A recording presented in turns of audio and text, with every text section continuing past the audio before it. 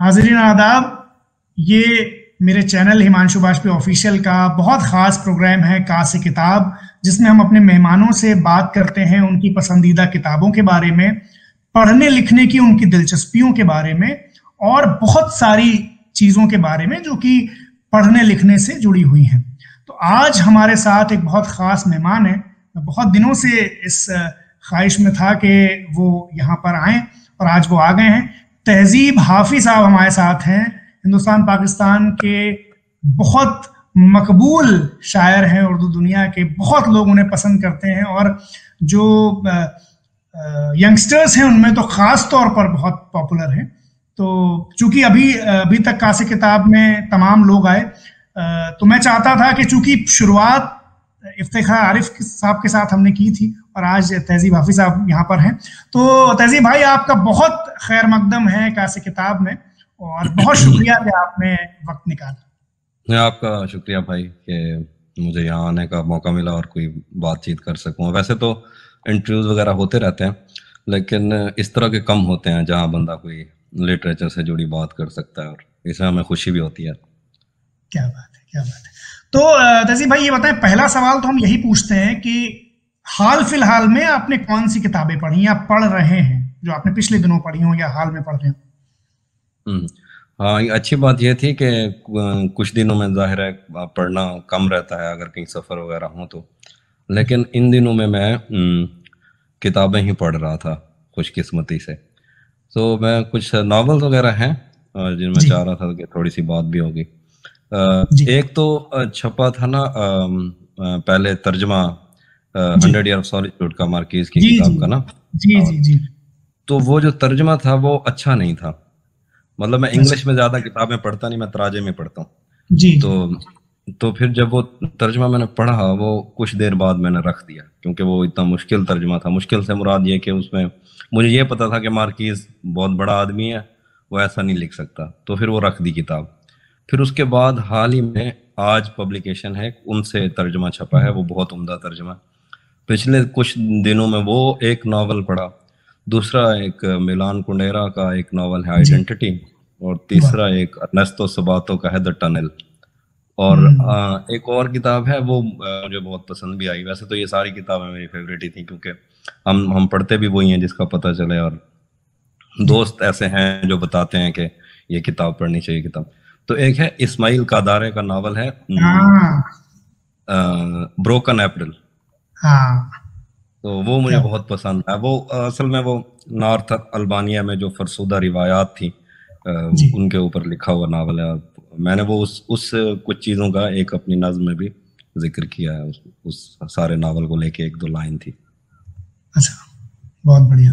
तो अच्छा ये बताएं कि अगर मैं आपसे पूछूं कि आपकी पसंदीदा किताबें, क्योंकि कुछ लोग, कुछ देखने वाले ऐसे भी हैं जो नोट करते हैं बाकायदा रिकमेंडेशन के तौर पे, तो अगर मैं आपसे पूछूं कि आपकी पसंदीदा किताबें कौन सी है, तो आपको जैसे जैसे जो नाम याद आते चले जाएं आप बताते चले जाएं।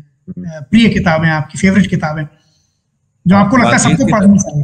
जी, मार्कीज की तो सारी किताबें फेवरेट हैं, और उनमें सबसे ज्यादा जो फेवरेट है वो उसका मैं नाम ले लिया, 100 Years of Solitude। वो एक और, मतलब आप उसका पहला सफ़ा खोलते हैं तो आपके आगे एक नई कायनात खुल जाती है, और वो एक छोटे से गांव से एक बहुत बड़ा एक जहान खड़ा हो जाता है 200 सफ़ों तक, और अगले 20-30 सफ़ों में वो सारा ख़त्म हो जाता है। तब आप सोचते हैं कि अब जो है मार्कीज साहब इस कहानी को या इस नावल को किस तरह से लेके चलेंगे। और उसके अंदर बहुत बारीक बारीक बातें हैं, जो मतलब लैटिन अमेरिका पे जो उस वक़्त हमले वगैरह हुए या जो कॉलोनीज बनाने की कोशिश थी, उसके अंदर वो एहतजाज है, लेकिन उस तरह का एहतजाज नहीं है जिस तरह से डायरेक्ट हम कर देते हैं ना, जिस तरह की जैसे तरक्की पसंद शायरी होती है, या उस तरह नहीं है, लाउड नहीं है बिल्कुल। ये बहुत अच्छी बात की थी। तो एक वो जो नावल है वो मेरा सबसे फेवरेट 100 Years of Solitude।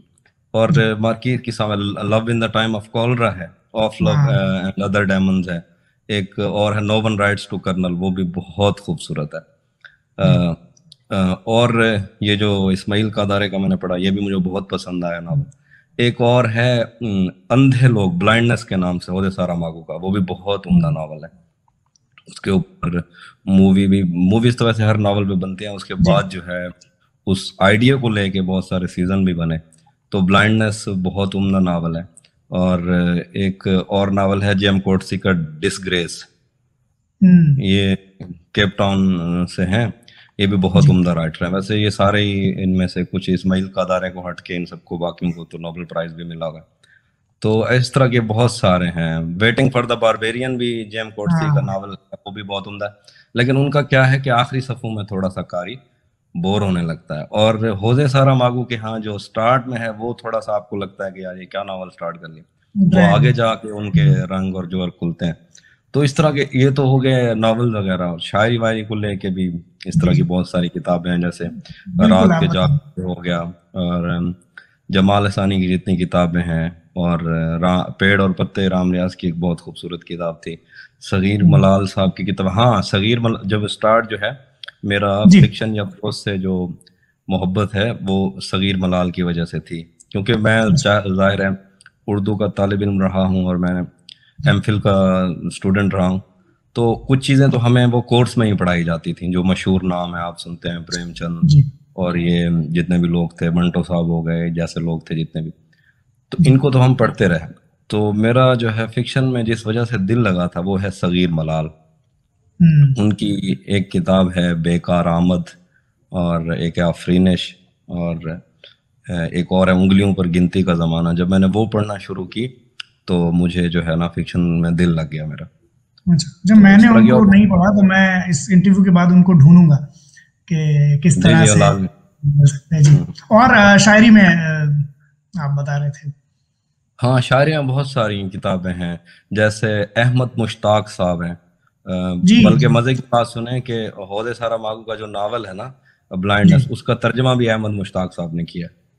تو یہ ہمارے لیے تو یہ اور زیادہ خوبصورت بات تھی, کیونکہ پڑھتے ترجمہ ہے کہ ہمارا فیوریٹ رائٹر ہے اور ہمارے فیوریٹ شاعر نے ترجمہ کر دیا. واہ کیا بات ہے. اور آپ کو ایک شاعر کے بطور کس شاعر نے سب سے زیادہ اثر میں رکھا, جس کے اثر میں آپ بہت وقت تک رہے؟ ہاں وہ سٹارٹ میں تو جیسے کسی بھی شاعر کو میر یا غالب میں سے ایک بندہ اپنے اثر میں رکھتا ہے, تو ہم میری ہیں بیسیکلی, ہم میر کے اثر میں زیادہ رہے. اور اس کے بعد اس طرح سے بہت سارے لوگ آئے نا.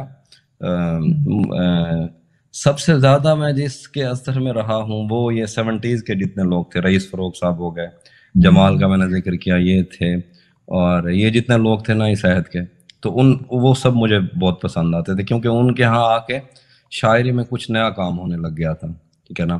تو انہوں نے روایت میں رہتے ہوئے کچھ ایسا کام کرنے کی کوشش کی جو الگ تھی. یعنی رئیس فروغ کے ہاں آپ کو انگلش کافیے بھی مل جاتے ہیں, اور وہ انگلش کافی ایسے نہیں تھے کہ جو زبردستی ڈالے گئے ہوں. تو وہ کچھ ایسے لفظ ہوتے ہیں نا جہاں ان کا ہونا ہی بنتا ہے. تو انہوں نے رئیس فروغ صاحب نے ایسا کام کیا, تو وہ لوگ مجھے سب سے زیادہ متاثر کرتے رہے. سٹارٹ میں جان ایلیا جیسے کسی بھی شاعر کو وہ کرتا ہے, اور میں یہ سمجھتا تھا کہ جان ایلیا کوئی عورت ہے, اور میں نے صرف نام وغیرہ سنا تھا, ان کی تصویر وغیرہ نہیں دیکھی تھی, شاعری پڑھی ہوئی تھی. پھر باقاعدہ جب کتاب میں نے لی ان کی تو ان کے پیچھے پھر میں نے تصویر دیکھی, بس پھر اس کے بعد. اچھا مجھے یہ بتائیں کہ پچھلے کچھ سالوں میں یہ جو سوشل میڈیا پر جان ایلیا صاحب کی دھوم مچی ہوئی ہے, اس کے پیچھے آپ کیا وجہ دیکھتے ہیں؟ اس کے پیچھے ایک ہی وجہ ہے, وہ یہ ہے, وہی وجہ ہمارے اوپر بھی یعنی وہ آتی ہے کہ ہمیں بھی سوشل میڈیا پہ زیادہ کیوں سنا جا رہا. دیکھیے شاعری اب تک جو ہے نا انڈیا کا مجھے نہیں پتا, پاکستان کے اندر شاعری کے ساتھ جو لوگوں کا رشتہ تھا وہ صرف تب تک تھا جب تک وہ نصاب میں تھی. یعنی لوگوں نے میر صاحب کی, غالب صاحب کی 10th میں اسٹوڈنٹس غزلیں پڑھتے ہیں کیونکہ وہ کورس میں شامل ہیں, ان کی تشریح وغیرہ. ان کے بعد وہ شاعری سے جب کنارہ کرتے ہیں اپنے فرسٹ ایئر سیکنڈ ایئر سے نکل کے, کچھ جو اردو کے طالب علم ہیں وہ تو جڑے رہتے ہیں, لیکن کوئی دوسرا کورس کر رہا ہے, کوئی دوسری تعلیم حاصل کر رہا ہے, تو اس کا رشتہ فرسٹ ایئر سیکنڈ ایئر تک شاعری تک رہتا ہے. اس کے بعد شاعری کے آس پاس سے وہ گزرتے بھی نہیں. وہ اس وجہ سے کہ جیسے جیسے وقت تبدیل ہوتا ہے لوگوں کو ریلیٹ کرنے والی چیزیں نہیں ملتی شاعری میں. تو جان صاحب کے ہاں کچھ ایسی شاعری ہے جس کو عام بندہ ریلیٹ کر سکتا ہے, اور انہیں دیکھیے جو طالب علم ہوتے ہیں لٹریچر کے, ان کو تو سب پتہ چلتا ہے, وہ تو باقاعدہ جڑے ہوئے ہوتے ہیں شاعری کے ساتھ, ان کو سب پتہ ہوتا ہے, وہ تو ایک پوری تاریخ سے واقف ہوتے ہیں. تو کچھ نئے لڑکے یا نئے بچے جن کو پوری شاعری کی تاریخ سے واقفیت نہیں ہے، تو جون کی جو شاعری ہے وہ ان کو ریلیٹ کرتی ہے، اس طرح وہ اس سے جڑنا شروع ہو گئے، کیونکہ ان کو لگ رہا تھا ہماری بات صرف یہی کر رہے ہیں. تو اس وجہ سے جون زیادہ شیئر بھی ہوا اور ان کو پڑھا بھی. مثال کے طور پر کسی اور کے ہاں تو یہ نہیں ملے گا نا، وہ کیا شعر ہے کہ تم میرا نام کیوں نہیں لیتی، جی آپ وہ مگر یہ سب کیا ہے، تم میرا نام کیوں. کسی شاعر نے اس طرح سے مخاطب ہو کے بات کی نہیں، تو لوگوں کو اچھا لگتا ہے. میں اسی کو اور گہرائی میں پوچھنا چاہتا ہوں کہ وہ کیا چیز ہے جون کے ہاں جو سب سے زیادہ ریلیٹیبل لگتی ہے. یعنی اگر میں اور آپ سے گہرائی میں پوچھوں کہ کیا ایسی خاص بات ہے، انفرادیت جو ہے جو سب سے زیادہ قریب لگتی ہے آپ کو. میں آپ کو بتاتا ہوں. اس کی نا ایک ہے، دیکھیں دنیا کے اندر جو دو ایکسپیرینسز ہیں نا، اس سے بندہ کنارہ نہیں کر سکتا. ایک ہے فنا کا کہ ہر بندے نے ختم ہو جانا، اور ایک ہے محبت کا.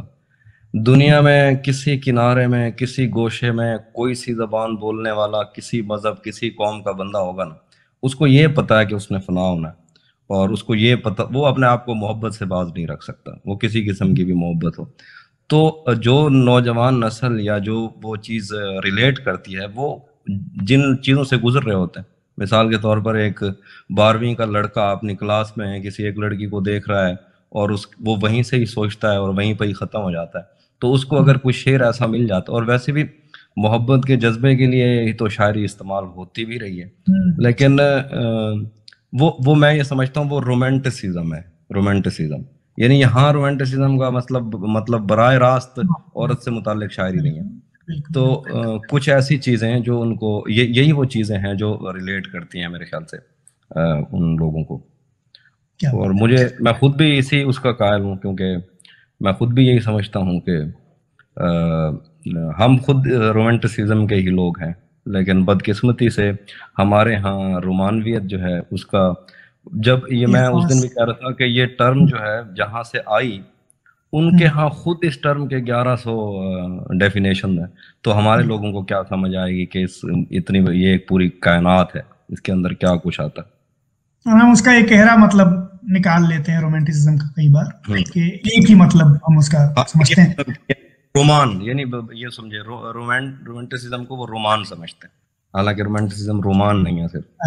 جی اچھا، مجھے یہ بتائیں کہ جیسے آپ کی ایک اپنی مقبولیت ہے اور لوگوں تک آپ کی شاعری پہنچتی ہے، یہ جو پورا پاپولرٹی کا پورا معاملہ ہے، اسے آپ کیسے دیکھتے ہیں؟ بھائی اس کو میں نے کبھی خود سے چاہا نہیں تھا، مطلب میں نے کبھی سوچا بھی نہیں تھا کہ اس طرح سے ہو جائے گا، اور ہمارے ہاں تو کبھی ایسا ہوا بھی نہیں، کیونکہ شاعری کو لے کے تو اتنے زیادہ محبت کبھی ملی نہیں کسی کو یہاں ہمارے ہاں. تو میں اس پہ حیران بھی رہا کچھ دیر، 1-2 سال تو میں ششدر ہی رہا کہ یار یہ ہو کیا رہا ہے. اس کے بعد بھی کچھ چیزیں ہیں جو مجھے بہت پسند آتی ہیں. اس میں سب سے بڑی بات یہ ہے کہ مجھے یہ سب عزت میرے ماں باپ کے ہوتے ہوئے ملی، تو اس کو لے کے میں خوش ہوتا ہوں. اور دوسرا، اور مجھے اس کو لے کے کوئی خاص خوشی ہے نہیں. دوسرا یہ کہ اللہ جو ہے یہ سارے معاملات قائم رکھے جس کی وجہ سے لوگ محبت کرتے ہیں، وہ مطلب وہ ہرٹ نہ ہو کبھی. وہ یہ ضروری نہیں ہے ان پہ وہ مجھ سے محبت کیے جائیں، لوگ ریپلیس ہو جاتے ہیں بہت جلد، ہمارے بعد 2 سال بعد کوئی اور آئے گا، اسی سے اتنی محبت ہوگی. میں مطلب لوگ جو محبت کرتے ہیں اس کو اپنا حق نہیں سمجھتا، یہ میں ان کی مہربانی سمجھتا ہوں. تو بس ایسا سلسلہ ہے. اچھا مجھے یہ بتائیں کہ میں کتاب والے سوال پر اس کے بعد آؤں گا. جیسے آپ کو ایسا لگتا ہے کہ جب کوئی بہت پاپولر ہو جاتا ہے تو کئی بار اس پاپولرٹی کی فضا میں جو بات شاعری میں وہ کہنا چاہ رہا ہے یا وہ کہہ رہا ہے اس تک بہت کم لوگ پہنچ پاتے ہیں، زیادہ تر لوگ اس ماحول میں، اس فضا میں ہی محدود ہو کر رہ جاتے ہیں. کبھی آپ کو یہ بہت عمدہ سوال ہے. ایک تو اس سے ملتا جلتی بات یہ بھی ہے کہ لوگ نا جب محبت کرنا شروع کرتے ہیں نا تو وہ ان کی محبت اتنی شدید ہوتی ہے کہ بجائے آپ ان کو اوپر لانے کے چکر میں خود آپ تھوڑا سا نیچے چلے جاتے ہیں. ٹھیک ہے، یعنی آپ وہ لکھنا شروع کر جو وہ سننا چاہتے ہیں، اور ادھر بہت سارے شاعروں کے ساتھ ایسا ہوتا بھی ہے اور ہوا بھی ہے. تو دوسری بات جو تھی، میں یہ سمجھتا ہوں، دیکھیے مجھے جب کوئی بھی نہیں سن رہا تھا نا تو میں شاعری کر رہا تھا. ٹھیک ہے، اور اگر مجھے جب لوگ سن رہے ہیں نا تو میں تب بھی شاعری کر رہا ہوں، اگر بعد میں بھی کوئی نہیں سنے گا میں تب بھی شاعری کروں گا۔ عام روٹین میں کئی دفعہ ایسے ہوتا ہے کہ لوگ اس بات تک اس طرح سے نہیں پہنچتے تو میں پریشان نہیں ہوتا، کیونکہ ہم زیادہ تر مشاعرے ہو رہے ہیں، مشاعرے کے اندر ہمیں جو ہے نا لوگ ایک قرت انہوں نے سننی ہوتی ہے، وہ شعر کی صرف ایک جہت کو دیکھ سکتے ہیں نا اتنی دیر میں، ایک مصرع یا دوسرا مصرع بعد اور شعر آ جاتا ہے۔ پھر جب میں یہ سمجھتا ہوں کہ جب ان تک کتاب پہنچے گی تو وہ جو بات میں بتانا چاہتا ہوں تو وہ وہاں تک پہنچ بھی جائیں گے، کیونکہ مشتاق احمد یوسفی صاحب کہتے تھے کہ اپنے قاری کو کبھی جو ہے نا بے وقوف نہیں سمجھنا چاہیے، اس کو سب پتہ ہوتا ہے۔ وہ ڈون کی ہی کسی کتاب کا انتصاب ہے کہ اس یقین کے نام جو مجھے اپنے قاری کی شعر شناسی پر ہے، تو یہ انتصاب بھی اپنے آپ میں بالکل بالکل، یہ بہت بہت بڑی بات ہے اور باریک بات بھی ہے۔ تو اچھا، کچھ لوگ جو ہوتے ہیں نا وہ یہ سمجھتے ہیں کہ انہوں نے ایک اور بحث شروع کر دی کہ یہ عام لوگ ہیں اور کچھ شاعری کے اہم لوگ ہوتے ہیں، عوام اور خواص کی جو ایک بحث ہے نا تو وہ کبھی حل نہیں ہو سکتی۔ میں ان سے یہی کہتا ہوں، میں کہتا ہوں کہ جو 4 سے 5 کروڑ بندہ ہے ان کو شاعری کا نہیں پتہ، اور 4 لوگ جو ٹیبل پہ چائے پی رہے ہیں اور وہ یہ کہتے ہیں کہ یہ شاعری نہیں ہے، تو مجھے ان پہ بھی تھوڑا سا پریشانی ہوتی ہے۔ واہ کیا بات ہے۔ یہاں ہمارے یہاں ایک قصہ ہے کہ ایک رائٹر جو تھے وہ کسی فلم ڈائریکٹر کے لیے لکھ رہے تھے، تو فلم ڈائریکٹر صاحب نے ان سے کوئی سین جو ہے وہ ایک بار پڑھنے کو کہا، پھر دوبارہ پڑھنے کو کہا، پھر تیسری بار پڑھنے کو کہا، اور پھر یہ کہا کہ بھائی جب یہ سین میں فلم کا ڈائریکٹر ہوں، مجھے 3 بار پڑھنا پڑ رہا ہے سمجھنے کے لیے، تو عام پبلک کو کیا سمجھ میں آئے گا؟ تو وہ ڈائریکٹر بھی بے نیاز قسم کے آدمی تھے، انہوں نے اسکرپٹ بند کی اور کہا کہ عام پبلک تمہاری طرح بیوقوف نہیں ہے۔ تو یہ بات مجھے آتا ہے۔ اچھا مجھے یہ بتائیں تہذیب بھائی کہ آپ پڑھائی لکھائی میں یا پڑھنے میں بالخصوص آپ کا رجحان کیسے ہوا؟ آپ پڑھنے کی طرف کیسے آئے؟ بچپن کی یا جب آپ شروعات ہو رہی ہو اس کے بارے میں کچھ میں وہ کون سی چیزیں؟ شاعری لے کے آئی تھی مجھے، سٹارٹ میں صرف شاعری ہی پڑھتا رہا اور بس شاعری سے محبت تھی، اچھا لگتا تھا شعر سننا، شعر پڑھنا۔ وہ ویسے تو یہ ایک طویل واقعہ ہے کہ وہ کس طرح سے، یعنی ہم جس شہر میں رہتے تھے توسا شریف میں، تو ادھر کیا ہوتا تھا، آپ کو چھوٹے فون ہوتے تھے یہ نوکیا وغیرہ کے، ان میں کیا ہوتا تھا کہ ہمارا ایک گروپ تھا 4 سے 5 لوگوں کا، ہم ایک دوسرے کو شعر بھیجا کرتے تھے، ٹھیک ہے؟ اب میں نے آپ کو بھیجا، آپ میرے گروپ میں شامل ہیں جیسے، تو کوئی شعر آیا تو اس پہ داد جتنی بنتی تھی، جتنی ملتی تھی، تو سب گروپ والوں کو ایک دوسرے کو وہ شیئر ہوتی تھی کہ اس نے یہ کہا، اس نے یہ کہا۔ تو اس میں جو سب سے زیادہ جو دوڑ لگی رہتی تھی وہ اچھا شعر ڈھونڈ کے لگانے کی تھی، یعنی میں کوئی اچھا شعر لے کے آؤں اور مجھے اس شعر پہ لوگ جو 3-4 ہم دوست تھے ان میں سے سب تعریف کریں کہ یار یہ زیادہ اچھا تھا، جو پچھلے ہفتے فلانے دوست نے بھیجا وہ کم اچھا تھا۔ تو یہاں سے جو یہ سلسلہ سارا شروع ہو گیا، تو پھر اس وجہ سے ہم پڑھنے لگے۔ تو اور وہ اس زمانے میں، ابتدائی زمانے میں کون سے شاعر تھے جو سب سے زیادہ دل کے قریب تھے یا جن کو سب سے زیادہ پڑھا؟ ہاں ابتدائی زمانے میں کچھ تو، جب یہ والا ہمارا سلسلہ چل رہا تھا تو اس وقت تو ہمیں شاعروں کے نام بھی نہیں آتے تھے، اس وقت شاعروں کے نام لکھنا بھی ہمارے لیے مسئلہ نہیں تھا، بس ہمیں یہ ہوتا تھا کہ ہم کوئی ایک اچھا شعر ڈھونڈ کے لائیں اور دوستوں کو بھیجیں۔ اچھا اب یہ مزے کی بات سنیں، پھر میں نے سوچا کہ میں اپنی طرف سے ایک شعر بنا کے ان کو بھیج دیتا ہوں، کیونکہ نام لکھنا نہیں ہوتا۔ میں نے وہ شعر بنا کے ان کو بھیج دیا، تو انہوں نے بہت زیادہ تعریف کی۔ اب مطلب جتنی شاعری کی تعریف پچھلے 100 سال سے ہو رہی تھی، انہوں نے کہا اچھا، تو پھر میں نے سوچا اس کا مطلب میں فراز صاحب سے، جون سے، ان سے اچھا شاعر ہوں۔ پھر میں نے یہ بھی سوچا کہ ہو سکتا ہے یہ ان کو پتہ لگ گیا ہو یہ میرا شعر ہے، اتنا اچھا اتنا برا ہو کہ ان کو پتہ لگ گیا اور یہ میرا مذاق اڑا رہے ہیں۔ وہ کون سا شعر تھا تہذیب بھائی؟ شعر نہیں یاد۔ پھر میں نے سوچا کہ اس کی میں ان کو کتنا کوئی زیادہ پتہ لگے گا، پھر میں نے دوسرے شاعروں کے شعر بھیجنا شروع کر دیے، ان پہ داد آتی رہی، پھر میں نے اپنا بنا کے جب دوبارہ پھر اس پہ زیادہ داد آئی، تو پھر میں نے سوچا ان کو پتہ نہیں لگ رہا، تو ان کو یہ نہیں پتا یہ میرے شعر ہیں لیکن ظاہر ہے اچھے ہوں گے، تو اس لیے پھر میں لکھنا بھی شروع کر دیا تھا۔ اور پھر سنجیدگی سے لینا کب شروع کیا شاعری کو، سنجیدگی سے کرنا شاعری کو؟ ہاں سنجیدگی سے میں تو شروع سے لے رہا تھا، لیکن لوگوں نے میرے خیال سے دیر سے شروع کیا تو کچھ تو آج بھی سنجیدہ۔ میں اس لحاظ سے پوچھ رہا تھا کہ شروع میں جب آپ شعر کہتے ہیں تو آپ کو بحر کی اتنی نالج نہیں ہوتی ہے، پھر آپ چونکہ وہ ایک پورا ایک ڈسپلن ہے وہ، تو پھر آپ اسے سیکھتے ہیں، اس کی ٹریننگ میں آتے ہیں، تو اس طرح سے میں پوچھ رہا تھا. اس میں یہ تھا کہ پہلے تو میں وہ جو ایک شاعر کے اندر ردم ہوتا ہے وہ تو ہمارے یہاں موجود تھا.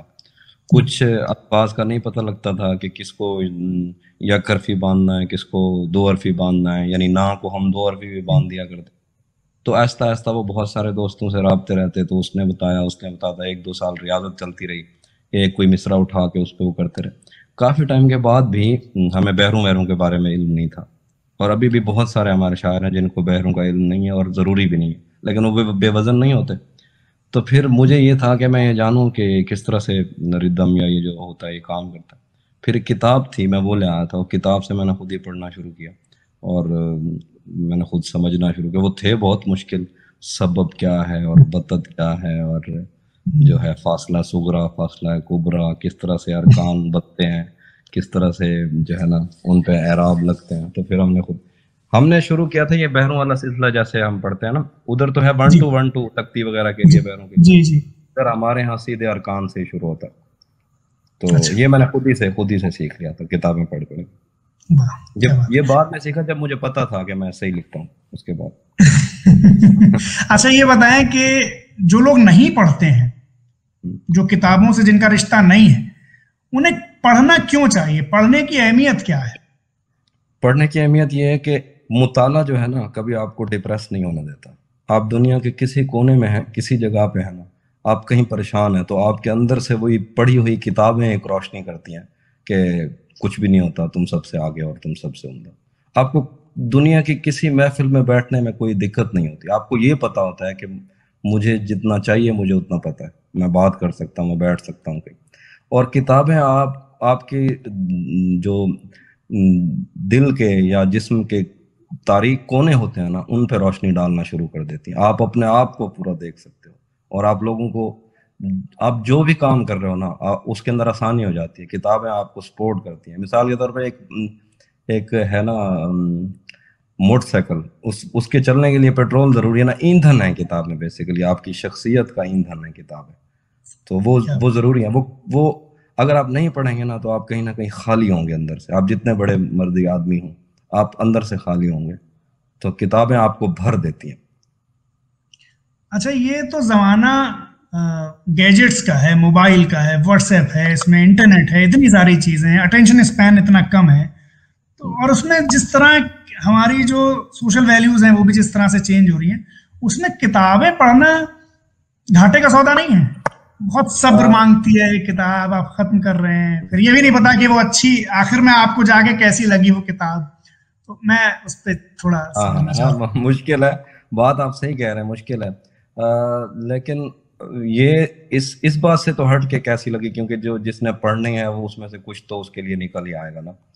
تو اور گھاٹے کا سودا تو نہیں ہے, بالکل بھی نہیں, ہمیشہ سے نہیں ہے. ہاں مشکل ہے, مشکل ضرور ہے. وہ اس وجہ سے کہ اس کے لیے آپ کو ایفرٹ, اور خوشی کے لیے نا آپ کو محنت کرنی پڑتی ہے. دکھ جو ہے نا وہ گھر بیٹھے آپ کو پارسل آ جائیں گے, آپ کو یہ ڈلیوری والا لے آئے گا ساتھ.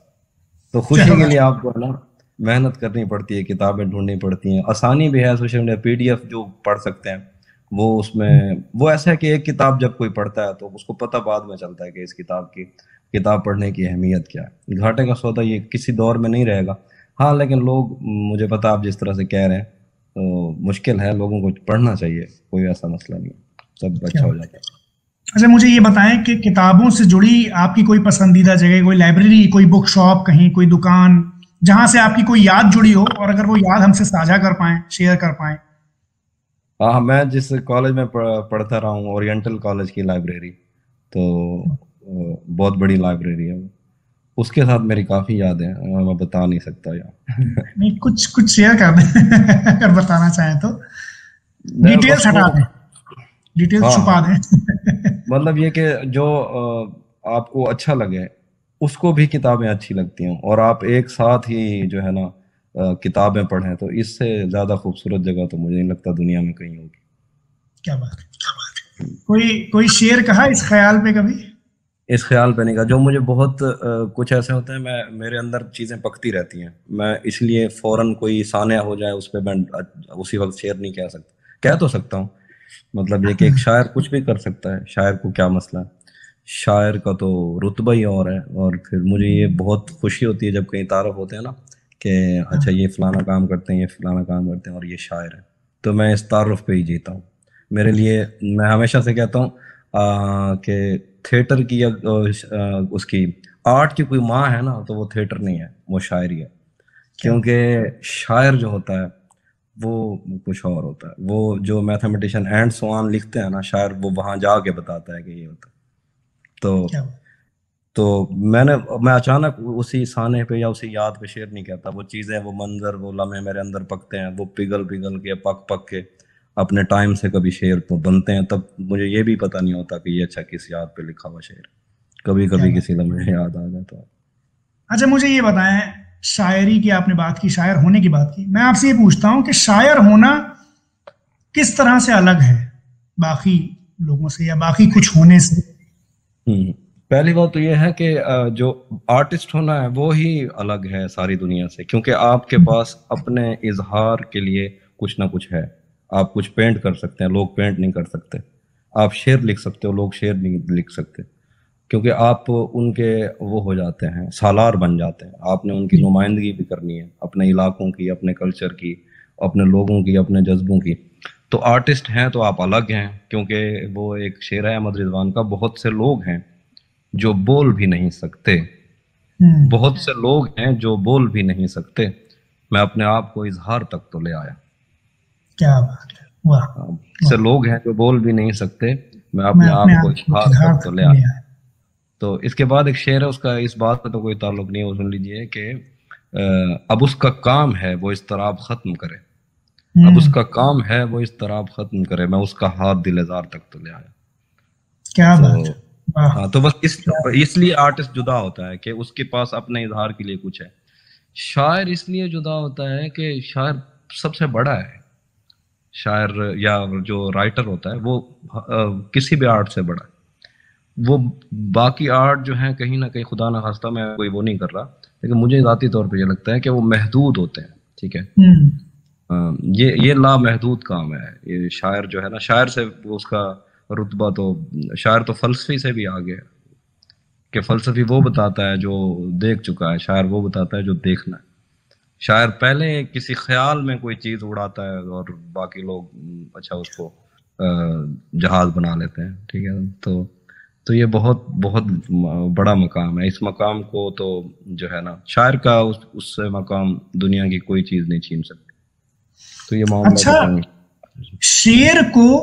شعر کیا چیز بناتی ہے آپ کے حساب سے؟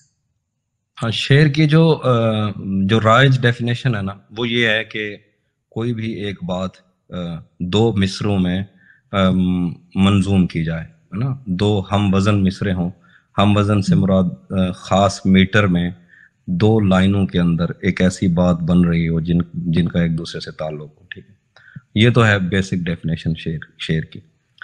پھر اور جب آپ نے جو کہ اندر کا سب باریک سوال پوچھا، اس کے لیے یہ ہے کہ شعر کو، جو شعر کوئی ایک چیز نہیں بناتی، وہ بہت ساری چیزیں ہیں. اس کے اندر سب سے امپورٹنٹ ہے تلازمہ، دوسرا ہے اس کی آپ کی اپنی فضا کیا ہے، آپ کس فضا میں شعر کہہ رہے ہیں، تیسرا یہ ہے کہ اس سے پہلے اس مضمون پہ کتنے شعر کہے گئے ہیں، وہ کس خاندان کا شعر ہے، اور پھر چوتھی بات یہ کہ آپ خیال کیا لے کے آ رہے ہیں، یا وہ خیال پہلے اگر باندھا گیا ہے تو کیسے باندھا گیا.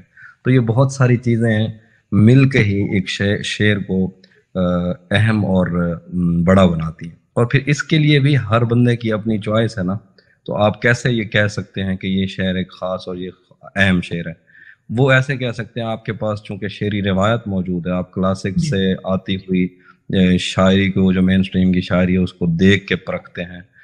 ہمارے پاس ایک شاعر کے پاس ایک ہی پیرامیٹر ہوتا ہے کہ جو پچھلی شاعری ہوئی ہے، جو اس میں اہم بڑے نام ہیں، ان کے ہاں جس طرح کی شاعری آ رہی تھی، یہ شعر اس پیمانے میں رکھ کے کتنا بڑا ہے اور کتنا چھوٹا. لیکن اس حساب سے تو اگر کوئی بالکل روایت شکن شاعر ہوگا، کوئی ایک دم نیا لہجہ اگر آئے گا تو وہ تسلیم ہی نہیں کیا جائے گا. پھر اگر بالکل نئی چیز آئے، نہیں دیکھیے، نیا لہجہ تو آتا رہے، وہ تو اسی سلسلے کا ہی تسلسل ہے، وہی سلسلہ ہے نا. یعنی وہ تو جائز ہے. مطلب ایک شاعر کے پاس اسی غزل میں رہتے ہوئے، روایت میں رہتے ہوئے اگر کچھ کرنے کو نیا ہے تو وہ یہ وہ اپنا ایک لہجہ بنائے، ایک لہجہ دریافت۔ غزل کے اندر ساخت کے اوپر تو کوئی تجربہ ہو نہیں سکتا، ٹھیک ہے، زبان کے جو تجربے ہوتے ہیں، اب جیسے ظفر صاحب نے بہت سارے کیے، تو زبان کے تجربے ہیں تو وہ اگر رہیں گے تو کتنی دیر، اب یہ فیصلہ تو کوئی 200 سال بعد ہی ہوگا، لیکن مجھے یہ لگتا ہے کہ غزل کے اندر آپ بہت الگ ہی کچھ کرنا چاہتے، کوئی تجربہ کرنے لگ جائیں گے نا، آپ بالکل روایت کو بھول کے بہت ہی، وہ تھوڑی دیر کے لیے تسلیم ہوگا، لیکن وہ شاعری کے اندر، شاعری کی تاریخ میں رہے گا نہیں زیادہ دیر۔ کیا بات ہے۔ اچھا، مجھے یہ لگتا ہے کہ شعر کو جو اس کی تاثیر ہے وہ شعر بناتی ہے، اگر کوئی شعر تاثیر سے خالی ہے، اگر اثر سے خالی ہے تو وہ شعر یہ سب سے دو مسئلے تو ہو سکتے ہیں۔ یہ سب سے اہم بات تھی جو میں اس میں شامل کرنا بھول گیا، ہاں یہ ایک سب سے اہم چیز ہے، یہی تو وجہ ہے، اور یہ چیز ہے نا، شاعر اپنی طرف سے تو کچھ بھی کر لے گا نا، اس میں تلازمہ نیا ڈال دے گا، وہ جو خود ساختہ کام ہے یا جو تیاری سے کیے جا سکتے ہیں، جو اس کو پتہ ہے وہ کر لے گا، لیکن تاثیر خود سے نہیں ڈال سکتا وہ، یہ اس کے بس میں نہیں ہے، تو وہ سب سے اہم چیز ہے۔ اور یہ قدرت کی طرف سے جن کو نوازا جاتا ہے نا، ان کے شعروں میں تاثیر ہوتی ہے، اور وہ شعر لوگوں کو یاد بھی ہو جاتے ہیں، زبان زد عام بھی ہو جاتے ہیں۔ شاعری کا مقصد یہ نہیں ہے کہ آپ اس سے کوئی زمانے سدھار جائیں گے، اس سے آپ کو معاشرے سدھار جائیں گے۔ شاعری کا ایک مقصد یہ ہے کہ کوئی ایک آدمی سارا دن سے تھکا ہوا ہے، ایک مقصد یہ ہے، اس نے آگے کوئی شعر پڑھا ہے تو اس کی ساری تھکن اتر گئی۔ شاعری ان کے لیے ہوتی ہے جن کی ان کو ضرورت۔ کیا بات ہے۔ اچھا، مجھے یہ بتائیں تہذیب بھائی کہ ایسی کچھ کتابیں جو آپ کو لگتا ہو کہ فارمیٹیو ایئرس میں بچوں کو پڑھنی چاہیے، بڑھتے ہوئے سالوں میں، جن سے ان کی پڑھنے میں بھی دلچسپی بنے، ان کی ذہن سازی بھی ہو ایک طرح سے، ایسی کتابیں مطلب ٹھیک ہے، مجھے یہ نہیں پتا کہ کس ایج، مثال کے طور پر سٹارٹ میں بھی جو بچوں کی کتابوں میں جو کہانیاں رکھی گئی ہیں تو وہ تو اسی لیے ہی تو رکھی گئی ہیں کہ لوگ کہانیوں سے جو ہے نا، وہ آپ قصہ گوئی کرتے ہیں، تو جو بچوں کو اس دنیا میں سب سے زیادہ ایک جملہ اٹریکٹ کرتا ہے نا، تو وہ یہ ایک دفعہ کا ذکر تھا، تو یہ کوئی سنے گا تو وہ کہیں بھی ہوگا وہ کان ضرور دھرے گا۔ تو یہ جو کہانی والا سلسلہ ہے نا، مجھے یہ ویسے بھی اٹریکٹ کرتا ہے۔ قصہ گوئی جیسے آپ نے شروع کیا، یہ تو بہت پرانا کام تھا جو اب ختم ہو گیا ہے۔ جیسے آپ کہہ رہے تھے کہ کتابیں کون پڑھتا ہے، تو یہ قصہ گوئی دیکھنے اور سننے والے لوگ بھی بہت کم ہیں، لیکن ہم کہانیوں سے اتنا جڑے ہوئے ہیں کہ یہ انسان کے وجود سے بھی پرانی ہے۔ اس عبوری دور میں جب لوگ اشاروں کی باتیں کرتے تو ان اشاروں میں بھی کہانیاں اور قصے موجود ہیں۔ تو میں نے پہلے بھی کہا، اور لوگ مجھے یہ کہتے ہیں کہ آپ ایک جیسی باتیں کیوں کرتے ہو ہر انٹرویو میں، تو میں انہیں کہتا ہوں کہ میں کلیئر ہوں چیزوں کو لے کے، اس وجہ سے ایک جیسی باتیں کرتا ہوں۔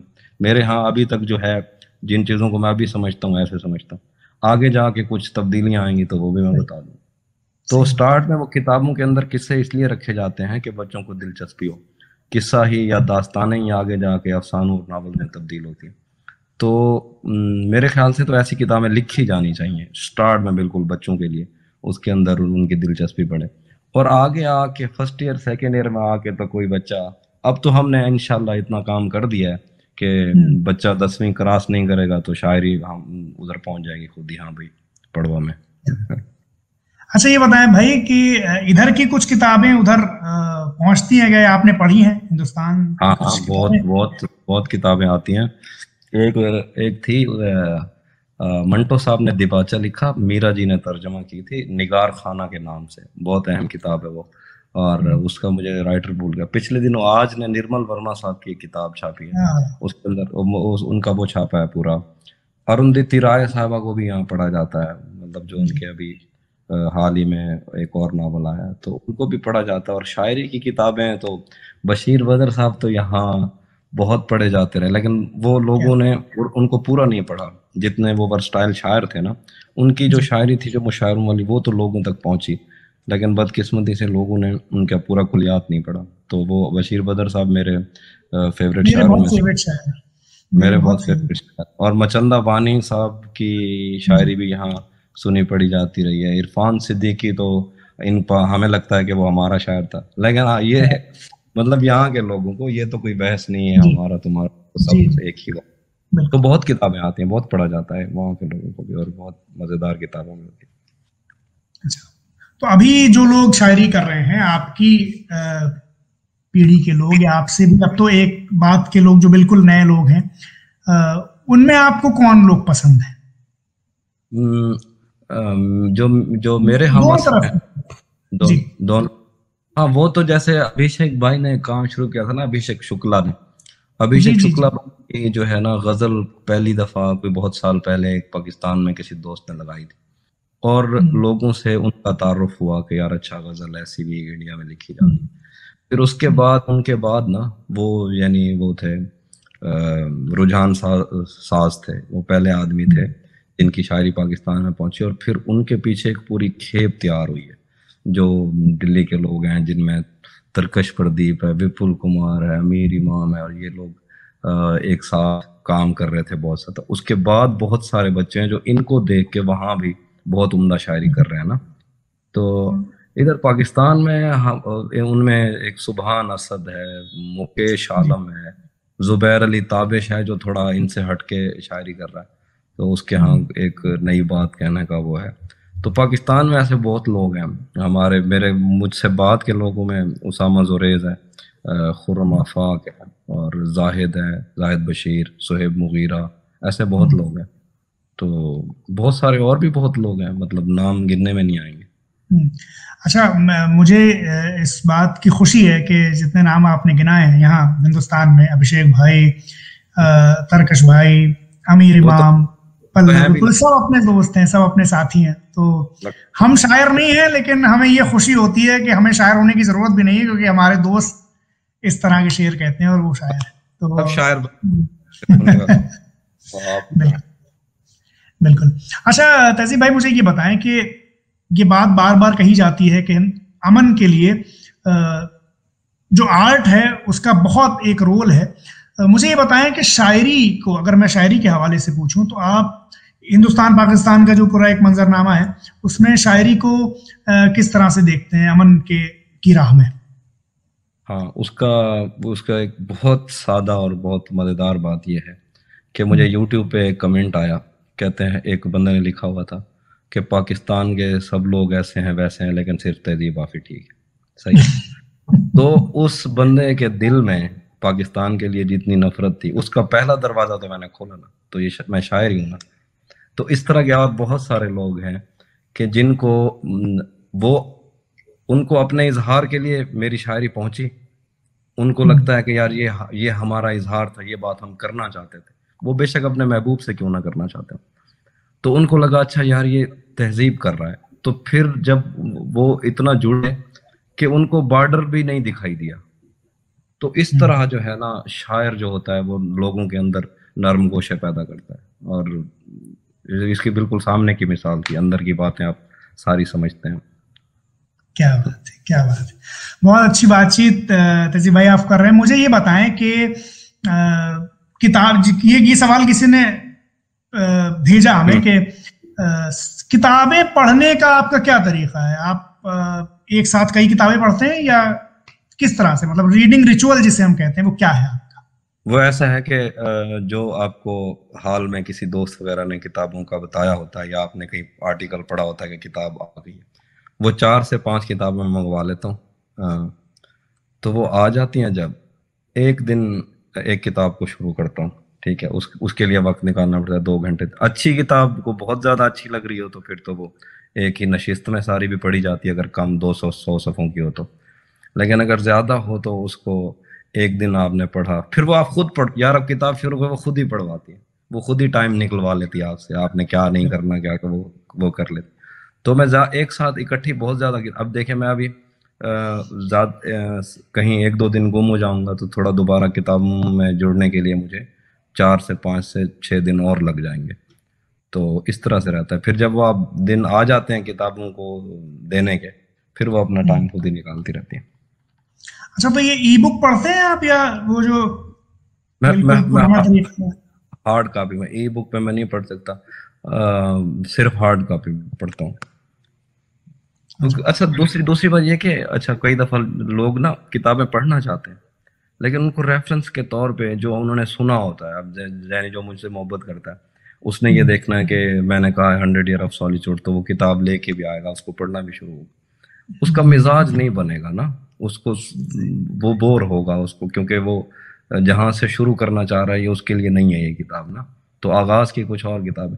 ہاں آپ نے بہت اچھے موڑ پر آپ لے آئے بات چیت. میں یہی پوچھنا چاہ رہا تھا, جیسا آپ کہہ رہے ہیں اس کا مزاج نہیں بنے گا, آغاز کے طور پر کچھ کتابیں, تو آغاز کے لیے کون سی کتابیں آپ مانتے ہیں کہ جن کو پڑھا جائے؟ وہ انشاءاللہ اللہ نے موقع دیا تو وہ ہم خود بھی لکھیں گے آغاز کے لیے کتابیں نا. ہم وہ ایسا ہے, ایک میں مثال دیتا ہوں. یہاں پاکستان میں راجہ انور نے کتاب چھاپی تھی, راجہ انور صاحب نے, جھوٹے روپ کے درشن. ٹھیک ہے, جھوٹے روپ کے درشن کیا تھا؟ ایک لڑکے اور ایک لڑکی کی ایک محبت کی کہانی ہے.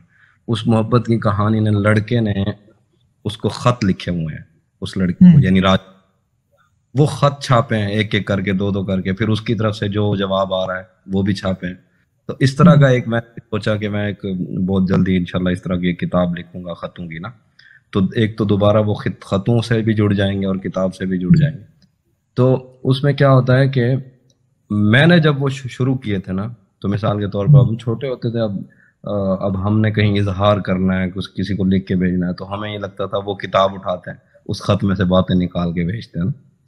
تو پہلی تو پھر یہ ہوا کہ ادھر سے وہ پڑھوانا شروع کرتی ہیں کتابیں اس طرح کی.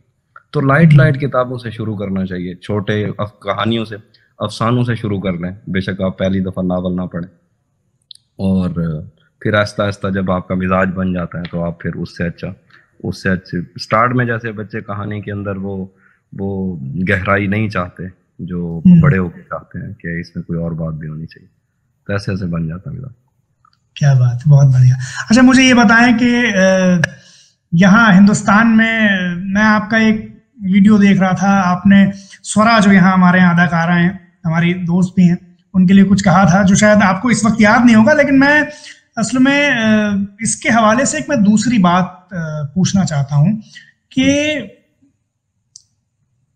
جو یہ ہماری فلمیں ہیں یا کتابیں بھی کسی حد تک, یا ویب سیریز ہیں ابھی جب ہم دیکھتے ہیں انٹرنیٹ کے ذریعے, تو اس سے کس طرح کا ذہنی قربت کس طرح سے بنتی ہے ہندوستان کو لے کر, یا آپ یونیورسلی بھی اس سوال کا جواب دے سکتے ہیں کہ دو دور بیٹھے انسانوں کو قریب لانے میں یہ جو فنون لطیفہ ہیں یا یہ چیزیں ہیں کس طرح سے اپنا رول پلے کرتی ہیں؟ ہاں, وہ ان کا آپ نے ذکر کیا, وہ یہ تھا کہ کچھ موویز جب ہم دیکھتے تھے نا, تو ایک شاعر کو جو سب سے زیادہ کوئی چیز اٹریکٹ کرتی ہے تو وہ بے ساختگی ہے نا. شعوری کو منظر بگاڑ دیتی ہیں, وہی بھلا ہے جو بے ساختہ بنا ہوا ہے. تو وہ میں نے نا ان کی ایک فلم دیکھی تھی نیل بٹا سناٹے نا, اور بھی بہت ساری. جب وہ فلم دیکھی تو میرا دل کیا کہ میں نا کچھ لکھوں گا. اور ہمارے یہاں نا روایت رہی ہے شاعروں کے, پاکستان کے شاعروں کی انڈیا کی ایکٹرز کے لیے کچھ لکھنے کے لیے نا. تو یہ جیسے ہمارے یہاں مسلوں سے پہلے بھی لوگوں نے لکھا ہوا ہے. عامر سہیل نے انجلینا جولی پہ ایک نظم کہی تھی, اور شاہد بلال ہیں, انہوں نے وہ کون سے ہیں ان کی, مجھے اب وہ بھول گیا نام ان کا, اب وہ سنے گا تو ناراض بھی ہوگا کہ تمہیں نام بھول گیا, تو اس کے لیے لکھا اور لوگوں نے لکھا. تو میں نے سوچا کہ میں ان کے لیے کچھ لکھوں گا, اور اس کے لیے میں نے بہت ساری دفعہ ٹرائی کی نظم لکھنا نا. تو مجھے لگتا تھا نہیں یار, یہ جو جس معاملے پہ میں نے سوچا تھا, جس معیار پہ میں نے سوچا تھا, تو تب جو ہے نا میں پھر کاٹ دیتا تھا اس کو, یعنی یا نوٹس میں شامل کر لیتا تھا. پھر میں گاؤں میں تھا جب, تو اچانک ایک دن ایسے لائن ہوئی, تیرے پورے بدن پر ایک مقدس آگ کا پہرا ہے جو تیری طرف بڑھتے ہوئے ہاتھوں کے ناخن روک لیتا. تیرے ہونٹوں سے نکلے لفظ کی خوشبو در و دیوار سے رستہ بنا کر سارے بر اعظموں میں پھیل سکتی ہے. حالانکہ یہ میرا لہجہ نہیں تھا نظم کہنے کا. تو وہ جب آپ کسی غزل کے بارے میں یا کسی شعر کے بارے میں سوچنا شروع کر دیتے ہیں نا, آپ اس کو دہراتے رہتے ہیں, تو وہ خود لائنیں آنا شروع ہو جاتی ہیں. تو یہ نظم انہوں نے ہی لکھی ہے, یہ میں نے تو نہیں لکھی, ادھر ہی سے سارے. اور دوسرے کہہ رہے تھے کہ جڑنے والا سوال, وہ ایسے نہیں میں اس کو بھی روک دیتے ہیں. میں یہ جو نظم آپ نے کہی سورا پر, یہ اس کی موٹیویشن مطلب کیا چیز تھی جو دل پر لگی, اور نظم یہ میں اس کو پہلے اس کو بتائیے اور پھر وہ بات اس پر آئیے قریب. موٹیویشن تو یہ ہے کہ جو ہے نا, ایک تو آپ کو ایک شاعر ہے نا, اس کو سب سے زیادہ جو چیزیں اٹریکٹ کرتی ہیں وہ تھیٹر, میوزک اور فلمیں ہے نا. تو اس کی سب سے بڑی موٹیویشن تو یہ کہ وہ بہت اچھی ایکٹر ہے. ٹھیک ہے, میں ان کو خراج تحسین پیش کرنا چاہ رہا تھا, جیسے خراج کے لیے بیسک یہی تھی. اور باقی اگر کوئی ہے بھی تو وہ میرے خیال سے معنی نہیں رکھتی, وہ چھوٹی چھوٹی باتیں ہیں. میرا ایک دوست ہے انڈیا کا, وہ میں بعد میں بتاؤں گا, اس کو میں کبھی کبھی اس طرح کی باتیں بتا دیا کرتا تھا. اچھا, دوسری بات یہ کہ جو آپ کہتے ہیں نا کہ کیا چیز آپ کو قریب لاتی ہے نا سینما, یا ہمیں کس وجہ سے قربت ہوتی ہے, میں اس کی چھوٹی سی مثال دیتا ہوں کہ کچھ لینگویج ہیں انڈیا میں نا, جیسے کچھ ایسی زبانیں ہیں جن کو آپ سنتے آئے ہیں نا فلموں وغیرہ میں نا, تو جب آپ کو کوئی انڈیا سے کوئی ایسے رابطہ کرتا ہے نا, جب وہ اس کا لہجہ یا وہ زبان سنتے ہیں نا, تو مجھے بہت خوشی ہوتی ہے, کیونکہ وہ ظاہر ایک شاعر کلچر کو دیکھنے کا, زبانوں کو دیکھنے کا جویا ہوتا ہے. تو مجھے وہ زبان کے کلچر اٹریکٹ کرتے ہیں, اور اپنا کلچر ہے بیسیکلی. انڈیا تو بالکل ایسا ہے جیسے ایک ہی کلچر ہے, لوگوں کے نین نقش بھی ہمارے جیسے ہیں, مطلب چینج نہیں ہے. تو بس وہ بہت ساری, ویسے میں ملیالم اور تیلگو سینما اور یہ بہت دیکھتا ہوں, اور مجھے تامل ڈائلاگس بھی بولتا رہتا ہوں. اندرا میں نے پہلی فلم دیکھی تھی, اندرا دا ٹائیگر, چرنجیوی. وہ بلا آدمی ہے, شاہکار آدمی. اس کے بعد وجے ستوپتی ہیں, وجے جو ہے ستوپتی, اس کی ان کی جو سپر ڈیلکس میں وہ بھی بہت, تو بہت شروع سے ہے ان سے محبت, یہ جتنے بھی لوگ ہیں سینما. ارے بھائی بہت شکریہ. یہ مجھے بس ایک چیز یہ کہنی تھی کہ ہم لوگ بہت دیر سے بات کر رہے ہیں, چونکہ شاعر کو ہم نے بلایا ہے اور وہ بھی تہذیب وافی کو بلایا, تو کچھ لوگ تو صرف یہ بات چیت اس لیے دیکھیں گے کہ ہاں شعر کہاں آیا. تو شعر میں چاہوں گا جو لگے کہ ہاں کہاں سے کتاب کا حاصل ہو گیا, وہ شعر جو لگے کہ ہاں جو یہیں پر آپ کو سجے ہوئے ملیں گے, اگر ایسے کچھ شعر. میں کچھ ایک دو جو ہے, ایک شعر تو نہیں, میں کوئی کسی غزل سے ہی آغاز کرتا ہوں. بالکل بالکل بالکل. یا ایک کام ہم اور کر سکتے ہیں, آپ تو سنائیں ہی, کچھ ایسے شعر بھی سنائیں جو یہاں ہم نے نہ سنے ہوں. کچھ پاکستان میں ایسے کچھ شاعر ہوں جو بالکل لگے کہ نئے شعر جو آپ کو شاید پتا ہیں لیکن ہمیں نہیں پتا ہوں گے. میں سناتا ہوں. احمد سلیم رفیع فیصل آباد سے, اس کا شعر سنیے. کہتے ہیں کہ ایک دستک پہ وہ دروازہ نہیں کھولے گا. ایک دستک پہ وہ دروازہ نہیں کھولے گا. ایک دستک پہ وہ دروازہ نہیں کھولے گا, اس کو معلوم جو ہے میں نے کھڑے رہنا ہے. کیا بات. ایک دستک پہ وہ دروازہ نہیں کھولے گا, اس کو معلوم جو ہے میں نے کھڑے رہنا ہے. اور انجم صاحب کا ایک شعر ہے کہ مجھ کو جانے دے میری پہلی محبت کی طرف, مجھ کو جانے دے میری پہلی محبت کی طرف, میں نے ایک شخص کو وعدے سے رہا کرنا. کیا بات. اور ثناء اللہ ظہیر صاحب کا ایک شعر ہے کہ کچھ اس لیے بھی مجھے آئینہ پسند نہیں, میں صاف, ہاں کچھ اس لیے بھی مجھے آئینہ پسند نہیں, میں صاف گوئی میں بھی انتہا پسند نہیں. تمہارے سامنے سچ بولنے سے رک گئے ہیں, ہمیں بتاؤ تمہیں اور کیا پسند نہیں. کیا بات. تمہارے سامنے سچ بولنے سے رک گئے ہیں, ہمیں بتاؤ تمہیں اور کیا پسند نہیں. اور ذکی صاحب کا ایک شعر ہے کہ یہ جو بادل تیرے چہرے کی طرف دیکھتے ہیں, یہ جو بادل تیرے چہرے کی طرف دیکھتے ہیں, مسئلہ یہ ہے کہ ایک رنگ دھنک میں کم ہے. واہ واہ واہ, کیا بات. ایسے بہت سارے شاعر ہیں, سناتے رہے بھائی. ہاں, یہ جو بادل تیرے چہرے کی طرف دیکھتے ہیں, مسئلہ یہ ہے کہ ایک رنگ دھنک میں کم ہے. اور ادریس بابر بھائی کا شعر ہے کہ تجھے پتا ہے میں تیرے بغیر جی لوں گا, تجھے پتا ہے میں تیرے بغیر جی لوں گا, تجھے پتا ہے تو پھر مجھ سے دور جا ہی نہیں. کیا بات. اب ایک اور شعر تھا, وہ بشیر بدر صاحب کا ایک شعر مجھے اچانک یاد ہے, مجھے بہت پسند تھا شروع سے ہی نا, کہ میں نے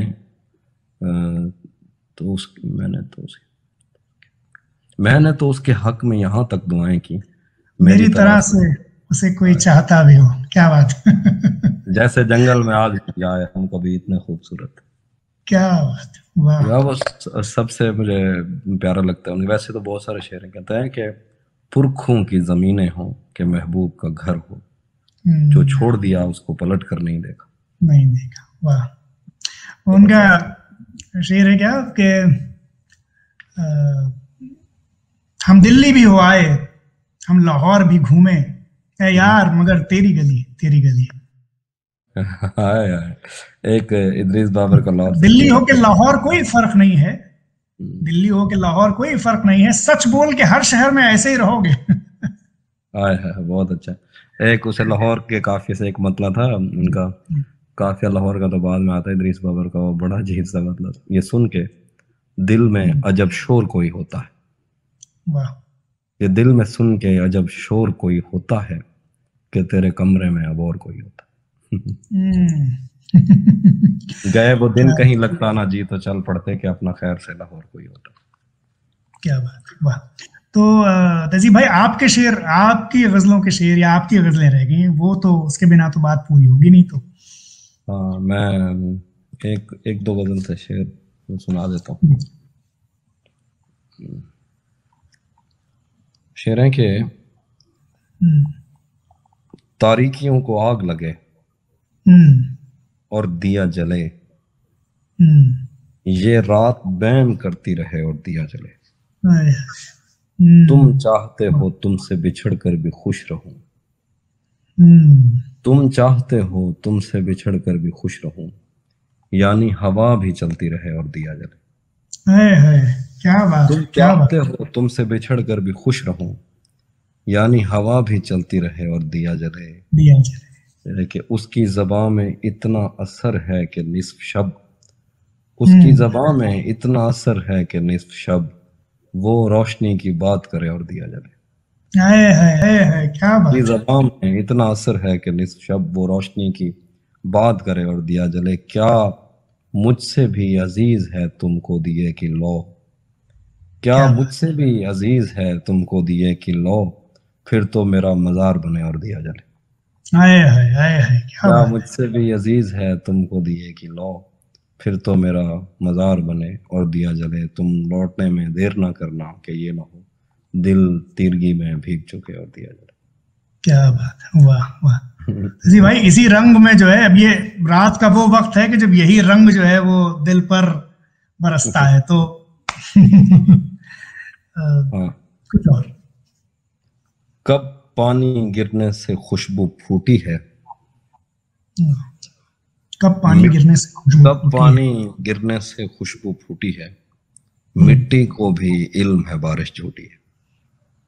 कब पानी गिरने से खुशबू फूटी है, मिट्टी को भी इल्म है बारिश झूठी, एक रिश्ते को लापरवाही ले डूबी, एक रिश्ते को लापरवाही ले डूबी, एक रस्सी ढीली पड़ने पर टूटी है। एक रिश्ते को लापरवाही ले डूबी, एक रस्सी ढीली पड़ने पर टूटी है, उसका हंसना नामुमकिन था यूं समझो, सीमेंट की दीवार से कोपल फूटी। उसका हंसना नामुमकिन था यूं समझो, सीमेंट की दीवार से कोपल फूटी है। नूह से पूछो पीछे रह जाने वालों, नूह से पूछो पीछे रह जाने वालों, कश्ती छूटी है कि दुनिया टूटी। नूह से पूछो पीछे रह जाने वालों, कश्ती छूटी है कि दुनिया छूटी, हाथ मिलाने पर भी उस पर खुला नहीं, ये उंगली पर जख्म नहीं अंगूठी है। और आखिरी शेर है कि हमने इन पर शेर नहीं लिखे हाफी, हमने इन पर शेर नहीं लिखे हाफी, हमने इन पेड़ों की इज्जत ली। क्या बात, वाह। हाँ, दरख्तों पे बहुत ज्यादा रिवाज हो गया था पाकिस्तान में, दरख्तों पे शेर कहने का, तो इस वजह से। लेकिन बच्चे शेर और दोस्त है मेरा, हमें लगता है कि जी जी जी जी जी जी उसामा, जब मैं बता रहा था ना कि जब दरख्तों वगैरह पे और परिंदों पे बहुत सारे शेर लिखे जाने लगे ना, तो मैंने भी ये शेर कहा था। उसने एक और शेर ऐसे मजाक में लिखा था, शजर भी अपने होने की शिकायत कर रहे हैं, शजर भी अपने होने की शिकायत कर रहे हैं, परिंदे शायरों के डर से हिजरत कर रहे हैं। क्या बात है, क्या बात है। वो अजहर इकबाल साहब का शेर याद आया मुझे, इसे अपने होठों का लम्स दो ये सांस ले, ये जो पेड़ है ये हरा भरा नहीं हो रहा। हाँ, ये जो है ना, ये हमारे जमीन चली जमीन में मुझे मेरी गजल भी याद आई। अजहर भाई मेरे बहुत अच्छे दोस्त हैं। जी जी जी। वो उन्होंने वो अपनी जुबान में वो लिखा था ना, उसके अंदर एक लफ्ज आया था तो मुझे बड़ा अच्छा, साली जिंदगी कम हो रही है, वो है ना उनका शेर। आप वो अपनी गजल सुना दें जो जमीन में है। खुद अपनी सोच के बरक्स जीना पड़ रहा है, सितम ये है कि साली जिंदगी कम हो रही है। अजहर भाई का शेर भी था मुझे याद। मैं सुनाता हूँ। तेरी कैद से मैं यूं ही रिहा नहीं हो रहा। क्या बात। तेरी कैद से मैं यूं ही रिहा नहीं हो रहा, मेरी जिंदगी तेरा हक अदा नहीं हो रहा। मेरा मौसमों से तो फिर गिला ही फजूल है, मेरा मौसमों से तो फिर गिला ही फजूल है, तुझे छू के भी मैं अगर हरा नहीं हो रहा।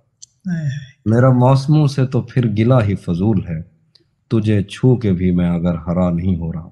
तेरे जीते जागते और कोई मेरे दिल में है, तेरे जीते जागते और कोई मेरे दिल में है, मेरे दोस्त क्या ये बहुत बुरा नहीं हो रहा। तेरे जीते जागते और कोई मेरे दिल में है, मेरे दोस्त क्या ये बहुत बुरा नहीं हो रहा। ये जो डगमगाने लगी है तेरे दिए की लौ, ये जो डगमगाने लगी है तेरे दिए की लौ, इसे मुझसे तो कोई मसला नहीं हो रहा। मुझे इल्म है कि शगाफ है मेरी नाव में, मुझे इल्म है कि शगाफ है मेरी नाव में, जब ही पार जाने का हौसला नहीं हो रहा। क्या बात है, वाह वाह। अजहर भाई का शेर है कि तो खुदाए हुस्न जमाल है तो हुआ करे, तेरी बंदगी से मेरा भला नहीं हो रहा। हाँ, बहुत अच्छा। क्या बात है। तहजीब भाई, मुझे चूंकि बशीर बदर का जिक्र निकला था, मैं एक थोड़ा फिलोसफिकल सवाल आपसे जानना चाहता हूँ। ये आखिरी सवाल भी है, ये कायदे से तो यहाँ खत्म हो जानी चाहिए थी बातचीत, लेकिन ये सवाल मुझे लगा कि आपसे पूछ लूं, वरना फिर पता नहीं कब ये मौका है। बशीर बदर इतने पॉपुलर शायर, जैसी उनकी पॉपुलैरिटी मुशायरों में रही है, जो हम सब, जो उनकी दीवानगी हम सब पर रही है वो है। और अभी जैसा कि जिंदगी का अपना एक रवैया होता है कि उम्र है उनकी, और जिस तरह से वो एक तरीके से अब बिल्कुल घर में है, और ये जो पूरा एक साइकिल है, एक शोहरत ऐसी, एक बुलंदी, और उसके बाद फिर उम्र की वजह से आप, जैसे अब उनकी याददाश्त भी नहीं साथ देती, अपने ही शेर वो भूल जाते हैं, कई बार याद दिलाओ तो कुछ टूटे हुए मिसरे याद आते हैं। तो ये जो तब्दीलियां हैं जिंदगी की, इन्हें आप कैसे भाई? एक तो अगर इसको और आगे ले जाकर, अगर आप इसमें जो मौत का मरहला है, अगर उसको भी शामिल करना चाहें एक बड़े संदर्भ में, देखिए जो है ना, एक सबसे पहली बात ये कि कोई भी शायर जो होता है ना, कोई भी आर्टिस्ट जो होता है, वो कुछ चीज़ों को बहुत ज़्यादा महसूस करता है। और शायरों का और राइटर्स का शुरू से ये रहा है कि उनको मौत के बारे में बहुत सारे मसले रहते हैं। जैसे जैसे उनका वो बड़े होते जाते हैं, उनकी उम्र गुजरती जाती है, तो मौत का जो डर होता है वो उनके अंदर, जो मौत का डर से ज़्यादा बेसिकली तजस्सुस है ना, जो क्यूरियोसिटी है मौत की, वो उनके अंदर और ज़्यादा शदीद होती जाती है। जैसे वो टॉल्स्टॉय के बारे में कहते हैं कि वो आखिरी उम्र में अपने घर से भाग गए थे जब उनका बेटा मरा ना, कि मेरे घर मौत आ गई है। या इकबाल साहब जो हैं, वो इस तजस्सुस को लेके उस पर उन्होंने कुछ लिखा भी। तो बहुत सारे जो लोग हैं, पहली बात तो ये है कि जो मौत का जो सिलसिला, मैंने पहले कहा, फना का जो है मामला वो हर किसी के साथ होता है, लेकिन आर्टिस्ट के यहाँ वक्त गुजरने के साथ साथ शदीद हो जाता है, क्योंकि वो कंफ्यूज रहता है।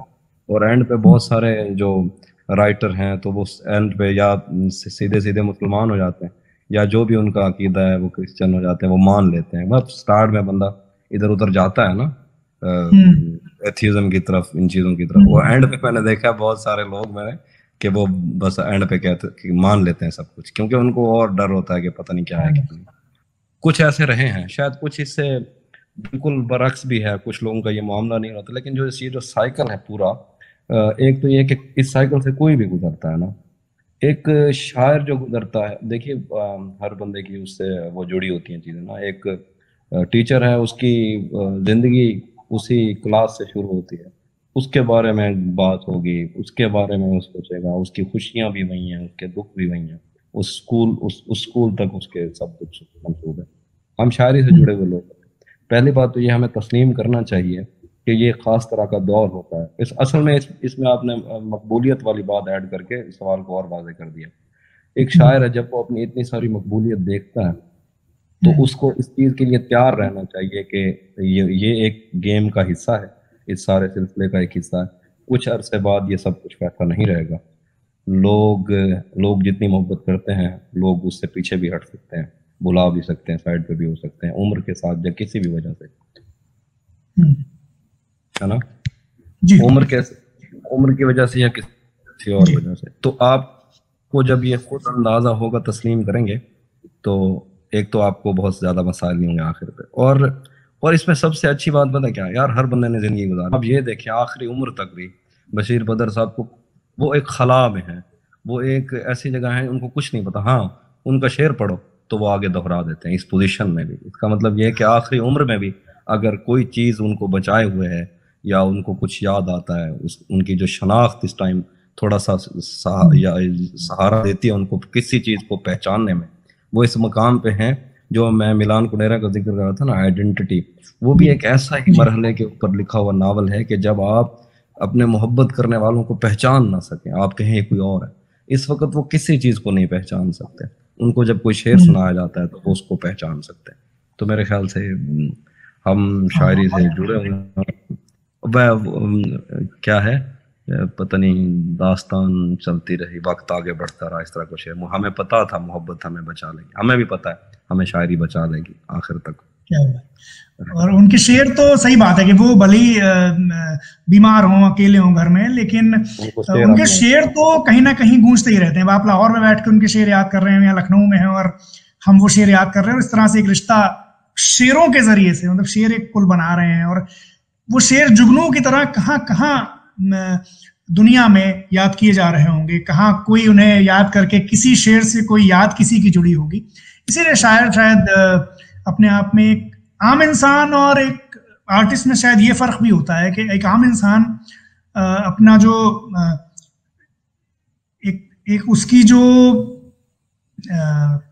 اس کا جو جسم ہے اس کے جانے کے ساتھ چلا جاتا ہے، لیکن ایک آرٹسٹ جو ہے وہ اپنی آرٹ میں، اپنی کلا میں، اپنے فن میں زندہ رہتا ہے اور سانس لیتا ہے. ہاں نہیں میرا خیال مطلب شبیر حسن خان جو ہیں وہ چلے گئے ہوں گے، لیکن جوش ملیح آبادی ابھی ہیں اور وہ رہیں گے. ہاں بالکل، کتنی اچھی.